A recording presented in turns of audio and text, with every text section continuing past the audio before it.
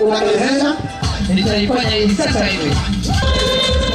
Kama siku kama ya leo niĩ thiaga ministry-inĩ ngĩhoyaga wĩra wa tenda no twende mothe andũ othe magatuĩka a kũreka ũndũ ũcio ũtuĩke openly tondũ nĩ tũiguaga kwĩ mbeca iheanagwo no gũtirĩ hĩndĩ ikinyagĩra andũ mena disability. Nĩ twakena mũno nĩ ũndũ wa maũndũ marĩa mothe mathiĩ na mbere.